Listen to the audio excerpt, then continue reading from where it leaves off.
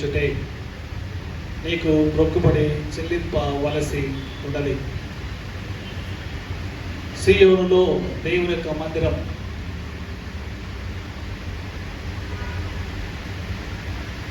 తెలుగులో మౌనముగా ఉండుట అని రాయబడింది. అదే ఇంగ్లీష్ బైబిల్ అయితే to wait upon the Lord. English బైబిల్లో ఉన్న వాళ్ళకి దాంట్లో ఏం రాయబడి మొదటి వచ్చిన చదవండి. ఇంగ్లీష్లో waiting for his time to worship. సియోనులో ఆయనకు స్తుతి చెల్లించడం కొరకు వేచి ఉండుంటారు. ఆయన ఏంది ఆయన స్తుతి చెల్లించడం కొరకై సియోనులో మౌనంగా ఉండుట తెలుగులో రాయబడింది. మౌనంగా ఉండడం కరెక్టే పదము, కానీ మౌనంగా ఉండి ఏం చేస్తున్నారు? మౌనంగా ఉండి ఏం చేస్తున్నారు? స్తుతి చెల్లించే సమయం కొరకు ఎదురు చూస్తున్నారు. పాత నిబంధనలో లేవీలు కూడా వాళ్ళు రాత్రి టైంలోనే వాళ్ళు రేపటి దినము కొరకే అర్పణలు అనిపించడానికి సిద్ధపాటు కలిగి ఉండేవారు. దేవునికి కృతజ్ఞతాస్తులు చెల్లించడం కొరకై దేవుని మందిరంలో వాళ్ళు they used to wait for the dawn to offer the Lord thanksgiving. దేవునికి ఆ కృతజ్ఞతలు అర్పించడం కొరకై ఎప్పుడు తెల్లవారుతుందా అని వాళ్ళు ఏం చేసేవాళ్ళు?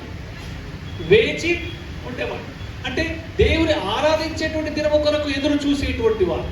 134వ కీర్తనలో మనం చదివితే మొదటి 2 వచనాల్లో 134వ కీర్తన మొదటి, యెహోవా సేవకులారా, యెహోవా మందిరములో రాత్రి నిలుచుండు వారులారా, మీరందరూ యెహోవాను స్తుతించుడి. చూడండి, యెహోవా మందిరములో రాత్రి నిలుచుండు వారులా. రాత్రి ఎందుకు నిల్చున్నారు? ఉదయం కొరకు. రాత్రి ఎందుకు నిల్చున్నారు? ఉదయం కొరకు.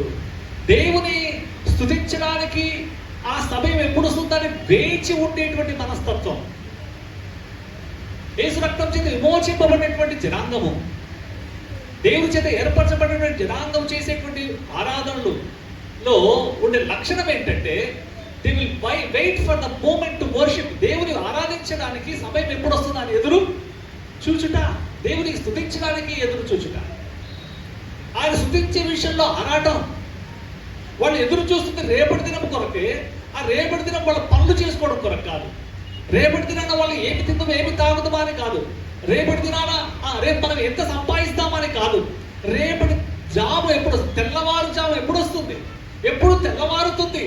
ఎందుకు ఈ ఆరాటం? ఎప్పుడు తెల్లారుతుంది? ఎందుకు తెల్లారి దినం ఉదయం కొరకు ఎదురు చూస్తున్నారు? ఎందుకు ఎదురు చూస్తున్నారు? స్తుతి చెల్లించుట కొరకు. ఎందుకు? స్తుతి చెల్లించుట కొరకు. అందుకే దేవుని యొక్క మందిరములో రాత్రి నిలుచుండు వారులారా, ఇక్కడ నిలుచుండు వారులారా అని రాయబడి. రాత్రి నిలిచి ఉంటున్నారు, రాత్రి పొజిషన్ తీసుకొని ఉంటున్నారు.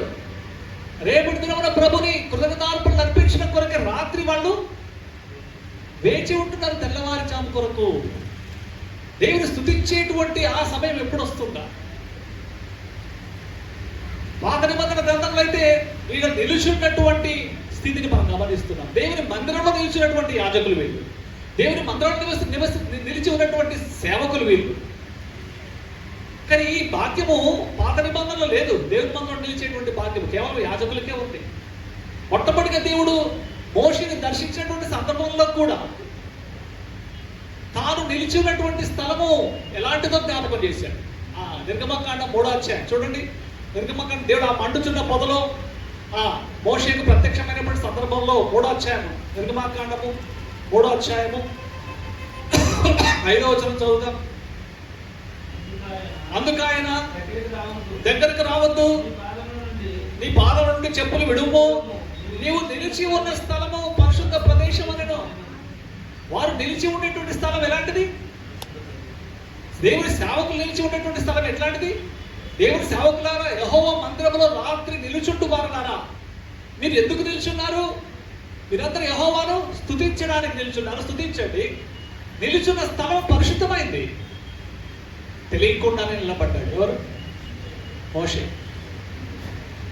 దేవుని యొక్క సన్నిధిలో నిలబడేటువంటి భాగ్యము, దేవుని సమీపించేటువంటి భాగ్యం ఆ టైంలో మోషేకి లేదు. ఏ టైంలో? ఆ మండుచున్న పొదలో ఉన్నప్పుడు ఆ మండుచున్న పొదను చూస్తున్నటువంటి ఆ వ్యక్తి జీవితంలో ఎవరిని సమీపించేటువంటి శక్తి, ఆ అది అర్హత లేదు? చెప్పండి, ఎవరు సమీపించే అర్హత లేదు? యెహోవాను సమీపించేటువంటి అర్హత ఆయనకి లేదు. అందుకనే దేవుడు అన్నాడు, నీవు నిలుచుండు స్థలము నీకు తెలియదు ఎట్లాంటిదో. నువ్వు నిలుచున్న స్థలం పరిశుద్ధమైంది కాబట్టి అది నిలబడే పద్ధతి కూడా మార్చుకో. ఏంటి? నీ కాళ్ళకు ఉండేటువంటి చెప్పులను, ఆ జోళ్లను తొలగించు. నీ కాళ్ళ నుండి నీ చెప్పులను విడువము. నీవు నిలుచున్న స్థలం పరిశుద్ధము. ఇంకొక మాట, ముందు ఒక మాట చెప్పాడు, దగ్గరికి రావద్దు. ఏమన్నాడు? దగ్గరికి ఉందా మాట? 5వ వచనం మొదటి మాటలోనే ఉంది. అందుకు ఆయన దగ్గరకు రావద్దు. ఎందుకంటే పరిశుద్ధ స్థలము. నువ్వు సమీపించేటువంటి అన్ని స్థలాలు లాంటి స్థలాలు కావు ఇవి. నా సన్నిధి ఎక్కడ ఉంటుంది? పరిశుద్ధమైంది. నేను ఎక్కడ మాట్లాడుతుంది? పరిశుద్ధమైంది. నా ప్రత్యక్షత ఎక్కడ వస్తుంది? పరిశుద్ధమైంది. ఆ పరిశుద్ధమైన స్థలంలో అపరిశుద్ధంగా నువ్వు దగ్గరికి రావద్దు. నా దగ్గరికి రావాలంటే ముందు నువ్వు నన్ను ఎరిగిన వాడే ఉండాలి. సో ఈ దర్శనములో మోషేకి దేవుడు తాను పరిచయం చేసుకుంటాడు. ఇంకా దేవుడు మోషేకి పరిచయం కాలే. ఆయన ఎలాంటి వాడు మోషేకి తెలీదు. దేవుడు ముందుగా తను పరిచయం చేస్తూ మొట్టమొదటిగా పరిశుద్ధతను గురించి మాట్లాడతాడు. పరిశుద్ధతను మాట్లాడక ముందు ఏం జరుగుతుందో చూద్దామని దగ్గరికి వెళ్ళే ప్రయత్నం చేసినప్పుడు దేవుడు ఇచ్చిన మొట్టమొదటి హెచ్చరిక ఏంటి? దగ్గరికి రావద్దు. We're not supposed to come close to the Lord with our sinful nature. మన యొక్క పాప పరిస్థితులు, పాప నైజముతో మనం దేవుని సమీపింపలేము, ఆయన ఆరాధించలేము. ఆయన పరిశుద్ధుడు. ఆయన దగ్గరికి వస్తున్నప్పుడు మొట్టమొదట మనకి ఏం సవాలు కనబడుతుంది? నిర్లక్ష్యంగా నా దగ్గరికి రావద్దు. నన్ను ఆరాధించాలనుకుంటే ముందు నేను ఎవరో నువ్వు ఎరిగి ఉండాలి. సో మోషేకి తను పరిచయం చేసుకుంటా ఉన్నాడు. నేను ఎవరిని? కింది మాట, నేను నీ తండ్రి దేవుడను, అబ్రహాము దేవుడను, ఇస్సాకు దేవుడను, యాకోబు దేవుడని మోషేతో అని చెప్పగా మోషే తన ముఖమును కప్పుకొని దేవుని వైపు చూడ విరచెను. దేవుడు అంటాడు, నువ్వు నీతో పలుకుతున్న నా స్వరము నేను ఎవరిని? నేను నీ తండ్రి దేవుడను, నేను అబ్రహాము దేవుడను, యాకోబు దేవుడను, ఇస్సాకు దేవుడను. యాకోబు దేవుడు అని చెప్పగానే ముఖము మీద కప్పుకున్నాడంట. దేవుని ధైర్యంగా చూడటానికి భయపడ్డాడు. ఇప్పుడు చూడండి, ఎప్పుడైతే ఎరగని స్థితిలో వెళ్ళాడో భయం లేదు.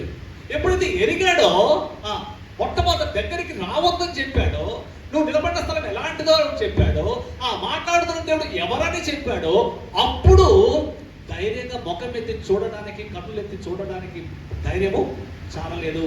తన ముఖము కప్పుకున్నాడు. నేను ఐగుప్తులో నా ప్రజల బాధలు చూసినాను. అయితే మొదట నేను నీకు పరిచయం కాకుండా నువ్వు వాళ్ళ దగ్గరికి వెళ్ళడము, నీ చేత వారిని విడిపించడం నాకు ఇష్టం లేదు. నీతో నేను గొప్ప పని చేయించాలనుకుంటున్నా. విమోచన కార్యం, విడుదల, బానిసత్వం నుంచి విడిపించే కార్యం చేయాలంటే దానికి ఏర్పరచబడినటువంటి వాడవు నువ్వు. నేను ఏర్పాటు చేసుకున్నా. అయితే ఏర్పరచుకున్న నన్ను నేను పరిచయం చేసుకుంటా ఎలాంటి వాడను. నీవు నన్ను ఎరగకుండా నీవు నన్ను సమీపించలేవు. నీవు నన్ను ఎరగకుండా నీవు నన్ను సమీపించలేవు. ధైర్యం వచ్చి కూర్చుంటున్నాను లోపల. ఆ రోజు ధైర్యంగా వెళ్ళడానికి ప్రయత్నం చేసినప్పుడు మొట్టమొదటి స్వరము మోషేకి ఏమి వినబడింది? దగ్గరికి. ఈ స్థలం ఎలాంటిదో తెలుసుకునిరా. ఈ స్థలంలో ఆరాధించడానికి వస్తున్నటువంటి నీవు ఆరాధిస్తున్న దేవుడు ఎలాంటి వాడో ఎరిగి లోపలికి భయముతో, వణుకుతో రా. ఈరోజు నీకు నాకు దొరికినటువంటి ఆధిక్యత ఆ దినాల్లో అందరికీ లేదు. దేవుడు నిష్పక్షపాతంగా, నిర్మోహమాటంగా ఆగు అక్కడ అనేవాడు. ఏమన్నాడు? ఆగు, రావద్దు. ఇశ్రాయేలు బంధువులు ఖండితమైనటువంటి మాట చెప్పాడు. 19వ ఇదే నిర్గమకాండం 19. చూడండి, ఇదే నిర్గమకాండం 19వ అధ్యాయంలో ఆ కొండ దగ్గరకు వచ్చేటువంటి విషయం గురించి మాట్లాడుతూ దేవుడు పరిచయం చేసుకున్న తర్వాత మోషేకి దేవుడు పరిచయం చేసుకున్నాడు. మోషేకి దేవుడు ఎలాంటి వాడు అర్థమైపోయింది, పరిశుద్ధుడని. ఇప్పుడు మోషే భయంతో, వణుకుతో ఆయన మాటలు వింటూ ఉన్నాడు. పరిచయం అయిన తర్వాత మోషేకు మాత్రం ఇప్పుడు ఆయన సన్నిధికి వచ్చేటువంటి భాగ్యాన్ని ఇచ్చాడు. ఇప్పుడు రా దగ్గరికి. ఏమంటాడు? ఇప్పుడు రా దగ్గరికి. నేను ఎవరు అర్థమైంది కదా, నేను ఎలాంటి వాడిని అర్థమైంది కదా, నువ్వు నిన్ను సరి చేసుకున్నావు కదా, నా దగ్గర రావాలంటే ఎట్లుండాలో తెలిసింది కదా, వచ్చే ముందు నేను ఎలాంటి వాడిని అర్థమైంది కదా, ఇప్పుడు రా నువ్వు నా దగ్గరికి అంటాడు. అంటే నిర్లక్ష్యంగా దేవుని దగ్గర రావడానికి వీలు. ప్రభువుని మనం వచ్చినంత మాత్రాన సంతోష పెట్టలేము. వచ్చి మనం ఎవరి దగ్గరికి వెళ్తాం, ఆయన ఎలాంటి వాడో ఎరిగిన వారమై వెళ్తే ఆయన సంతోష పెట్టగలం. ఆయన ఎలాంటి వాడో ఎరిగిన వారమై ఆయన పరిశుద్ధుడు అని వెళ్తే అప్పుడు మనం పరిశుద్ధంగా వెళ్తాము. ఆ పరిశుద్ధమైన దేవునికి అనుకూలంగా మనం వెళ్తాము. ఆ పరిశుద్ధ దేవుని ఆరాధించగలిగేటువంటి స్థితి మనకు అప్పుడు ఉంటుంది. ఇశ్రాయేలు ప్రజల జీవితంలో చూడండి, 19వ అధ్యాయం 12వ వచనం చదువుతున్నా. నీవు చుట్టూ ప్రజలకు మేరను ఏర్పరిచి మీరు ఆ పర్వతము ఎక్కవద్దు, దాని అంచును ముట్టవద్దు, భద్రము సుమి ఈ పర్వతం ముట్టు ప్రతి వాడు మరణశిక్ష తప్పక విధింపవలను. ఎవడును చేతితో దాన్ని ముట్టకూడదు, ముట్టిన వాడు రాళ్ళతో కొట్టబడవలను లేక పొడవబడవలను. ఆ మనుష్యుడు కానీ మృగము కానీ బ్రతకకూడదు. ఆ బూరతోని చేయనప్పుడు వారు పర్వతం వద్దకు రావాలని. పర్వతము దగ్గరికి రావాలి కానీ పర్వతము చుట్టూ ఒక మేరను, అంటే ఒక లైన్ గీసినాడు, ఒక బౌండరీ పెట్టాడు. పర్వతం ఇక్కడ ఉంటే కొన్ని అడుగుల దూరం వరకు మేరను గీసి ఆ గీత బయటే ఉండాలి, పర్వతం సమీపించకూడదు. ఆ గీత అవతలే ఉండాలి కానీ గీత దాటి పర్వతం దగ్గరికి రాకూడదు. దేవుడు మోషేకి చెప్పాడు, ప్రజలు వస్తారు, వాళ్ళందరికీ నువ్వు వచ్చినట్లుగా వాళ్ళు నా దగ్గరికి రాకూడదు. వాళ్ళు మేరను గీసి ఆ మేర అవతలే ఉండాలి. తిరిగి ఆ మేరను గీసి ఒకవేళ పొరపాటున మేరను దాటి లోపలికి వస్తే చూడండి, ఈ పర్వతము ఎక్కకూడదు, దాని అంచున ముట్టకూడదు, భద్రపు సుమి ఈ పర్వతం ముట్టు ప్రతి వాడు మరణ శిక్ష తప్పక విధించడం. ఏంటి? పర్వతం ముడితే చచ్చిపోవాలి, వాడు మరణ శిక్షకు పాత్రుడు. ఎవడికి చేతితో దాన్ని ముట్టకూడదు, ఒకరు ముడితే వాడు రాళ్ళతో కొట్టబడి చంపాలి. ఇంకొకటి ఏంటి? పొడవబడి చంపాలి, రాళ్ళతో కొట్టబడి చంపాలి. ఆ పర్వతానికి అంత పవిత్రత ఉంది. ఆ పర్వతం మీదకి దేవుడు దిగి వస్తున్నాడు కాబట్టి, ఆ దట్టమైన మేఘం దాని మీదకి దిగుతుంది కాబట్టి, దేవుడు దర్శించేటువంటి ఆ స్థలం పరిశుద్ధమైంది కాబట్టి అందరూ ఆ పర్వతంలో తాకడానికి వీల్లేదు, మోషే ఆహారం తప్ప. ఎందుకంటే మోషే వ్యక్తిగతంగా దేవుడు ప్రత్యక్షమే మోషేకి తానెవరో పరిచయం చేసుకున్నాడు. ఆయన సన్నిధికి రావాలంటే ఆయన ఏర్పాటు చేసినటువంటి ఒక్కరు ఇద్దరు కొద్ది మంది తప్ప అందరూ దాన్ని ముట్టే భాగ్యం లేదు, దాన్ని సమీపించేటువంటి భాగ్యం లేదు. అలా సమీపిస్తే రాళ్లతో కొట్టబడాలి, పొడవబడాలి. అది మనిషే కావచ్చు, అది జంతువే కావచ్చు, అది బ్రతుకకూడదు. ఆయన పవిత్రత అంత గంభీరమైనది. ఆయన పరిశుద్ధుడు. అపవిత్రమైన హృదయములు కలిగి ఆయన మనం మనస్ఫూర్తిగా సమీపించలేము. దాని ఉద్దేశమైన దూరంగా ఉండాలని కాదు, ముందు అంతమందికి ఈ అవకాశము లేదు, అందరూ ఆయన సమీపించేటువంటి భాగ్యము లేదు. 17వ వచనం చూస్తే, దేవుని ఎదుర్కొన్నట్టుకు మోషే పాలెం నుండి ప్రజలను అవతలికి రప్పింపగా వారు పర్వతము దిగువన నిలిచేది. మోషే చాలా దూరం నుండి అవతల నుండి నడిపించాడంట పర్వతం దగ్గరికి. అంటే డైరెక్ట్ గా పర్వతం దగ్గరికి రానివ్వలేదు. ఆ పర్వతము పవిత్రపరచబడింది, దేవుడు దర్శించేటువంటి స్థలం పవిత్రమైంది. భయముతో వణుకుతో ఆ మేర అవతలకి వచ్చి నిలబడాలన్నా కూడా భయపడుకుంటూ వచ్చినారు. వాళ్ళు ఎలా వచ్చినారు అంటే, ఇప్పుడు మేర అవతల ఉన్నామా యువతలు ఉన్నామా? మందిరముని అదే పద్ధతి ఇప్పుడు ఉంటే ఎట్లుండాలి?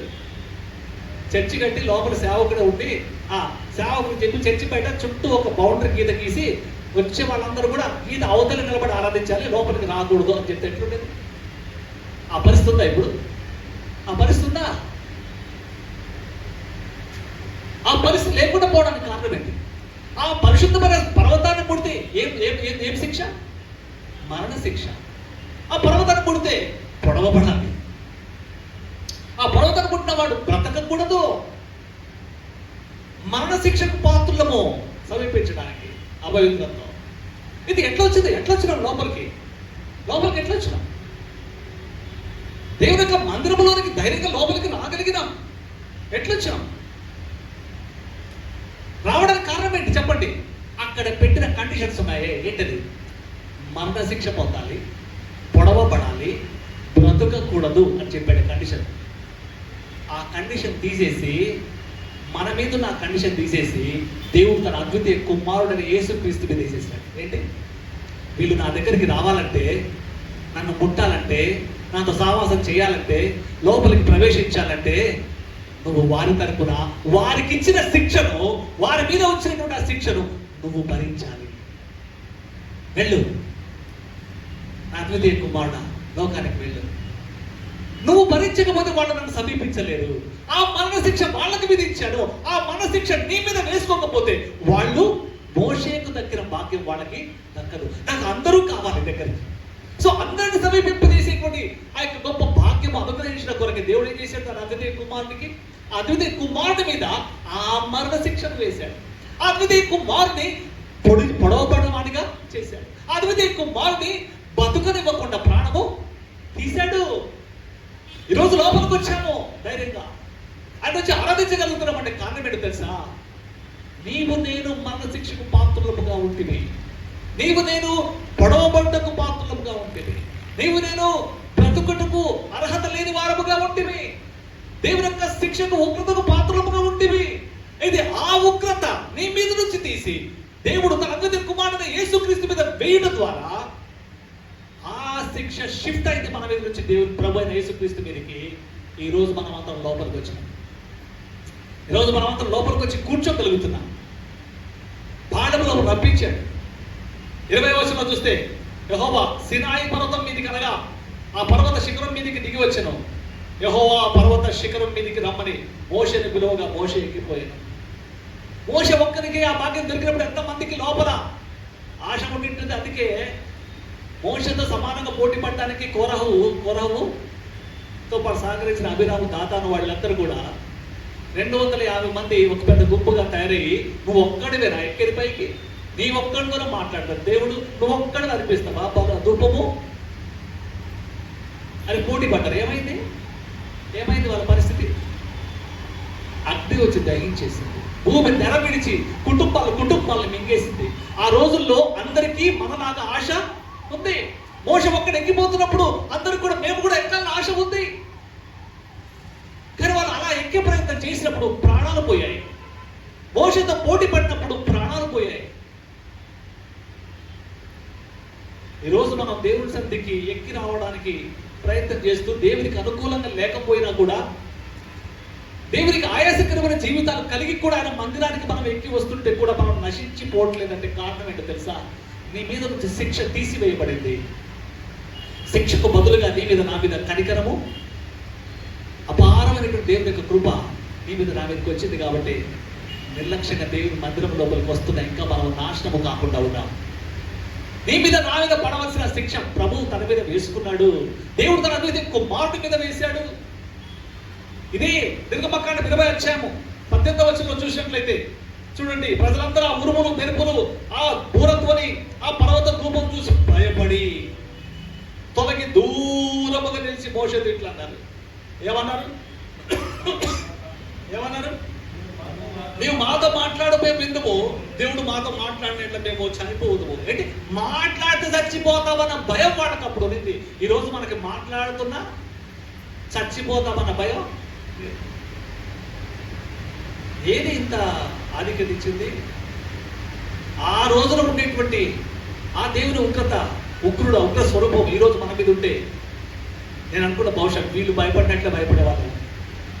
ఆయన మాట వినడానికి గడగడ వణికారు ఆ రోజుల్లో ఇశ్రాయేలు ప్రజలు.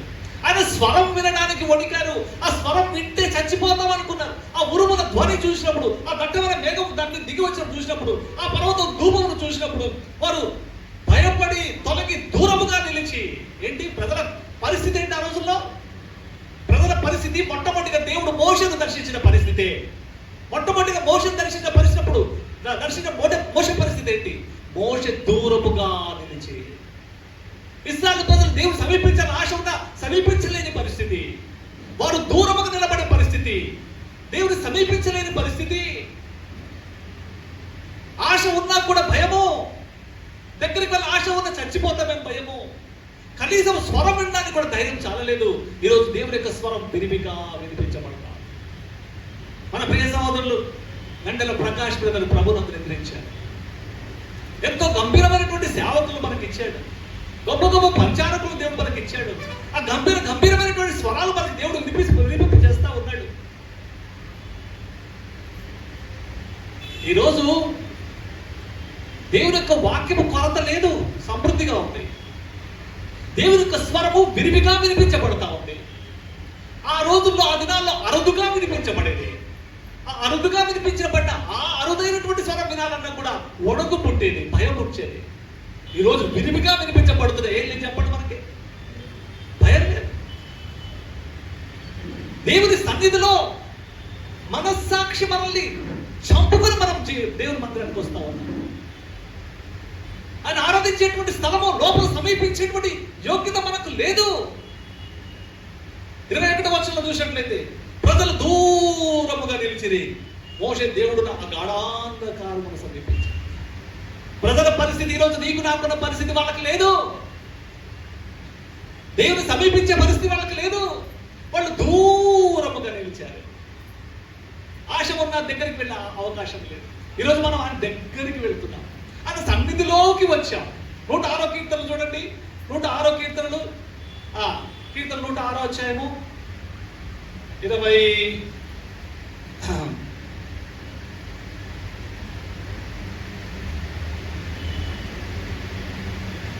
దేవుడు వారిని నశింప చేయడానికి ఇష్టపడ్డాడు. పలుమార్లు ఇశ్రాయేలు ప్రజలు దేవుడు చేసే ఆశ్చర్య కార్యాలు చూసి కూడా వాళ్ళు సనుగుడు బతుకు చూపిస్తూ ఉంటారు. సనుగుతూ ఉన్నటువంటి పరిస్థితిని దేవుడు చూసి మోషేకి చెప్పాడు, వీరందరినీ నేను నాశనము చేస్తాను. మీరు నా అద్భుత కార్యాలు చూసి కూడా నా మీద వీరికి నమ్మకము. చూడండి 23వ వచనంలో, అప్పుడు ఆయన దాని పై వచనం చదువుదాం.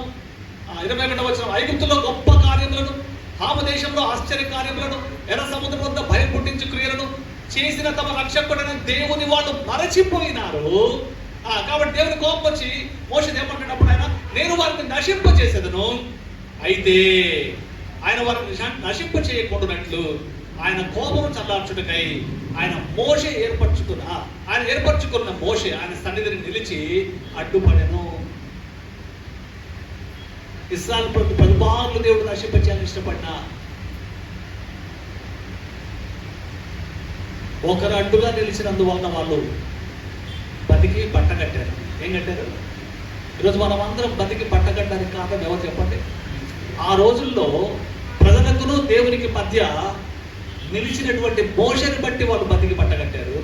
ఈరోజు మనము మనకును దేవునికి మధ్యవర్తిగా నిలిచినటువంటి యేసును బట్టి బతికి మనం ఏం కడుతున్నాం? బతికి ఏం కడుతున్నాం? బట్టలు ఎవరికి కడతారు? బతికిన వాళ్ళకి, సచ్చిన వాళ్ళకి చెప్పండి. బతికి చచ్చిపోయినట్టు ఏం చేసేస్తారు? ఫస్ట్ పైన బట్టలు తీసేస్తారు. ముందు ఎంత కాస్ట్లీ బట్టలు అయినా కానీ పైన కప్పడానికే వాడతారు. కానీ ఇదే లాస్ట్ బట్టలు కొని మంచి విలువలు వేస్తే వేయచ్చు. ఈరోజు బతికి మనం తిరగగలుగుతున్నామంటే, మనం ఇంకా ఆయన సందులో వచ్చి కూడా ఇంకా బతుకుతూ ఉన్నామంటే కారణం ఏంటి? చనిపోకుండా ఉండడానికి, మనం మరణం పొందకుండా ఉండడానికి, మనం పొడవబడకుండా ఉండడానికి, మనం ఇంకా బ్రతికి ఉండడానికి కారణము నీకు నాకు మధ్యవర్తిగా మోషేలాగా క్రీస్తు నిలబడటం ద్వారా, నీ మరణమును ఆయన భరించడం ద్వారా, నీవు పొడవలసిన స్థితిలో ఆయన పొడవబడటం ద్వారా, నీవు చావలసిన స్థితిలో ఆయన చనిపోవడం ద్వారా ఆయన సన్నిధిలో వచ్చి కూడా ఇంకా మనం బ్రతుకుతానే ఉన్నాం. మనం బ్రతకడానికి కారణం ఆ మధ్యవర్తి అయినటువంటి క్రీస్తు. ఇదే కీర్తన 24వ అధ్యాయంలో చూస్తే చూడండి. 24వ అధ్యాయంలో దేవుడు భూమిని సంపూర్ణత నేనే, ఈ భూమి అంతా నాదే అని చెప్తున్నటువంటి సందర్భంలో ఆయన అంటున్నాడు 3వ వచనంలో, ఆయన సన్నిధికి వచ్చేటువంటి ధైర్యము దమ్ము మనకు లేదు, అర్హత మనకు లేదు. 3వ వచనంలో ఆయన పర్వతములకు ఎక్కదగిన వాడేవాడు, ఆయన పరిశుద్ధ స్థలములో నిలవదగిన వాడేవాడు. మనం ఎక్కుకుండా వచ్చినామా? శివనగర్ల మెట్లు ఎత్తున్నాయి, చాలా మంది ఎక్కువ వచ్చినాం. అసలు ఎక్కడానికి పర్మిషన్ లేదు, మనకి ఎక్కడానికి అర్హత లేదు వాళ్ళం. మనము ఆయన సన్నిధికి వచ్చి కనీసం నిలబడేటువంటి అర్హత కూడా మనకు లేదు. కానీ ఇప్పుడు ఏం చేస్తాం చెప్పండి? ఏం చేస్తున్నాం? నిలబడ్డామా, కూర్చున్నాం?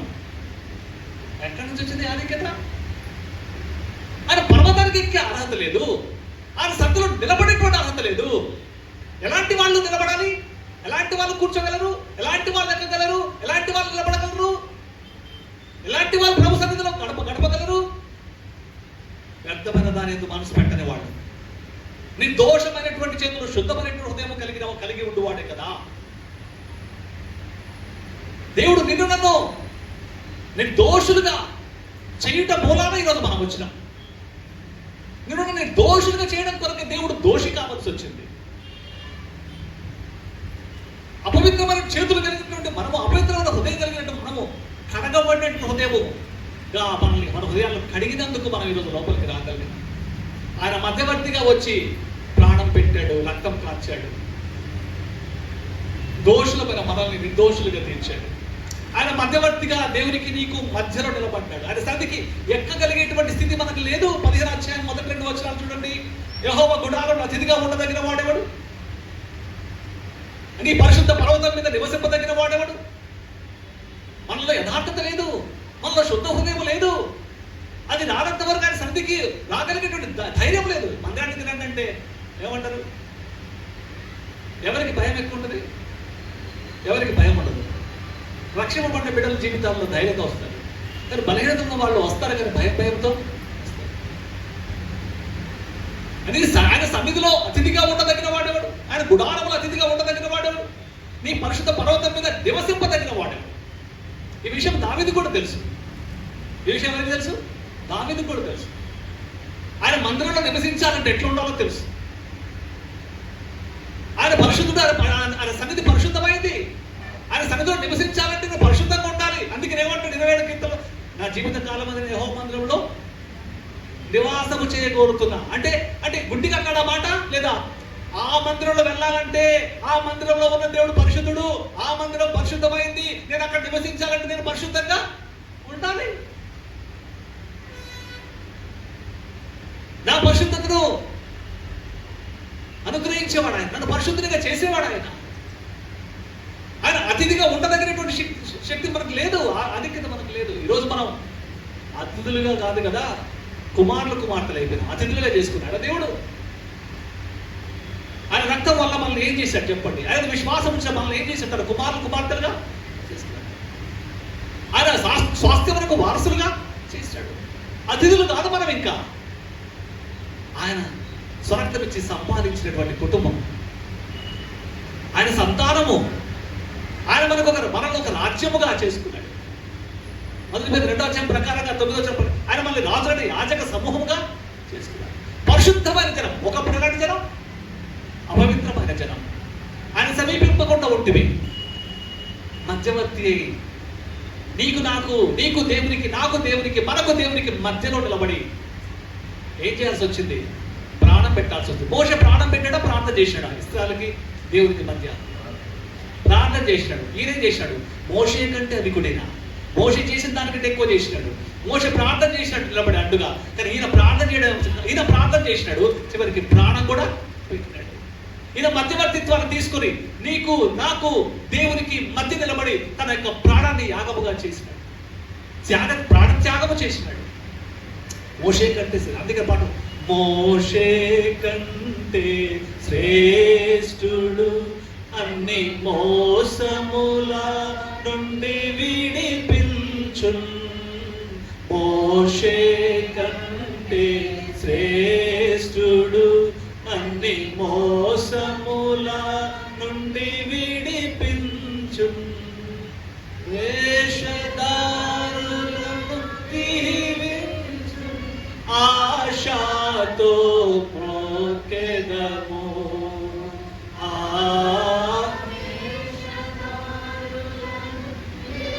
ద్వేషించు, ఆశతో ప్రోకెదము. ఏం చేద్దాం? సాగిల పాడి ప్రోకెదము. ఎట్లా? సత్యముతో ఆత్మలో మన ప్రభు యేసుని సాగిల పాడి ప్రోకెదము. ఆయన ఏం చేశాడు? మనల్ని ఎక్కలేని వారమైన మనల్ని ఎక్కించాడు. ఆయన సన్నిధిలో నిలిచి ఉండే భాగ్యము, అర్హత లేని మనల్ని నిలిచేవాడిగా మాత్రమే కాదు, కూర్చుండే వారిగా, ఆయన సన్నిధిలో నివసించేటువంటి వారిగా, ఆయన సన్నిధిలో మన జీవిత కాలం అంతా గడిపేటువంటి వారికి దేవుడు మనకి ఆతిథ్యం కలుగజేశాడు. ఇశ్రాయేలు పాపం